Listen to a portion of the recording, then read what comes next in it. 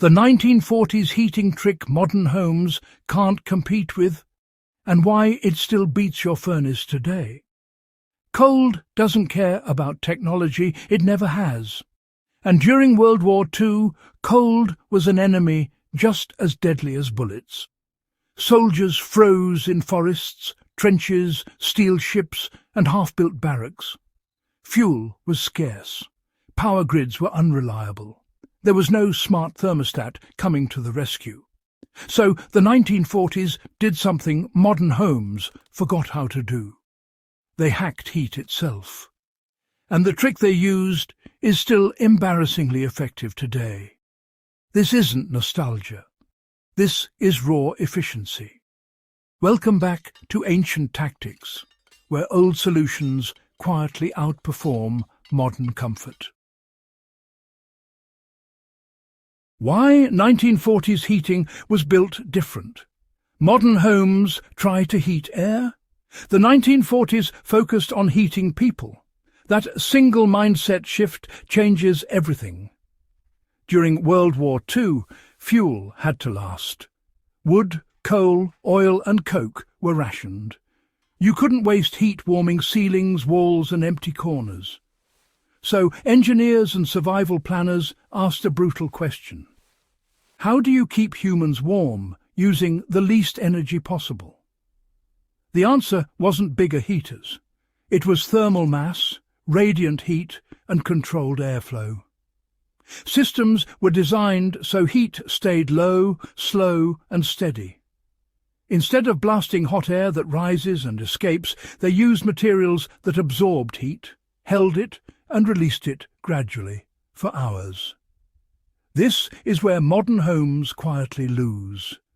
The forgotten power of thermal mass, one of the most effective heating tricks of the 1940s, was thermal mass heating.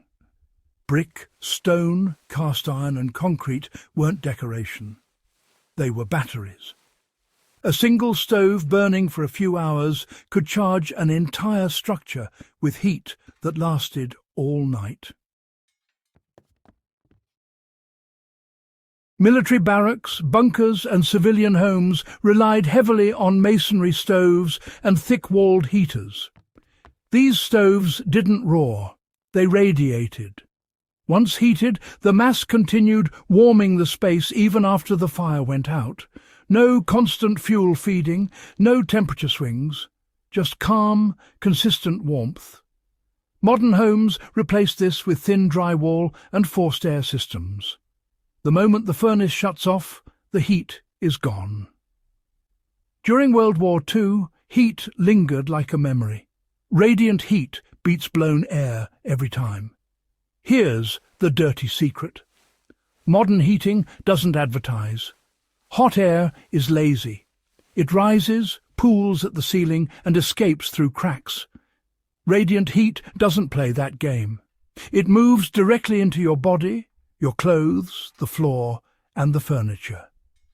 1940s heating systems were designed to radiate from low positions.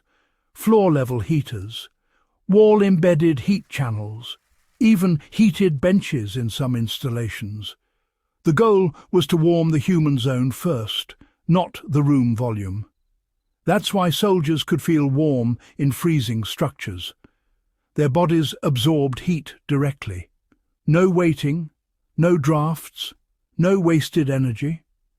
Modern systems still struggle to replicate this feeling without massive power input. The nighttime heating trick modern homes ignore, one of the smartest World War II heating strategies, happened while people slept. Fires were burned hot before bedtime, charging the thermal mass. Then airflow was reduced, dampers were closed, and the structure slowly released heat overnight. No midnight refueling, no temperature crashes at 3 a.m., just steady warmth until morning. Some military shelters stayed above freezing for over 12 hours with no active fire. Compare that to modern homes where furnaces cycle on and off all night, burning energy just to maintain comfort. The 1940s system worked with physics, not against it. Why insulation meant something different back then? Insulation during World War II wasn't just about trapping heat. It was about controlling movement. Thick walls, minimal gaps, heavy doors, small windows. Structures were designed to reduce airflow, not just heat loss. Modern homes often rely on active heating to compensate for constant air exchange. The 1940s reduced air movement first, then added heat strategically. Less fuel, more impact. This is why, even poorly heated spaces felt warmer back then. Heat stayed where it was needed. Here's a hard fact. Many 1940s heating setups used less fuel per square foot than modern forced air systems when adjusted for comfort level. Not because fuel was better, but because waste was minimized. Every flame had a purpose. Every surface played a role. Even stove placement was tactical. Central locations, shared walls, heat paths designed to serve multiple rooms at once. Today, we isolate heat production and hope ductwork does the rest. The 1940s engineered heat flow like a battlefield plan. Why modern homes can't compete without copying the past.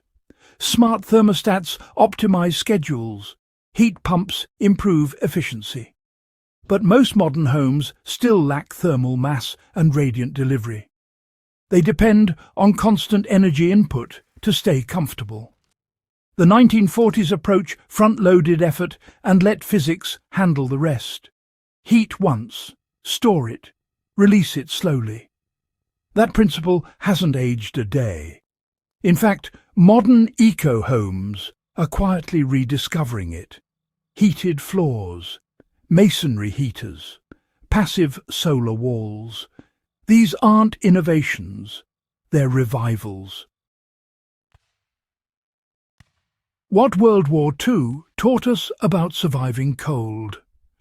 Cold was relentless during World War II, yet people survived brutal winters with limited resources, not because they were tougher, but because their systems were smarter. They didn't fight cold with brute force, they outthought it.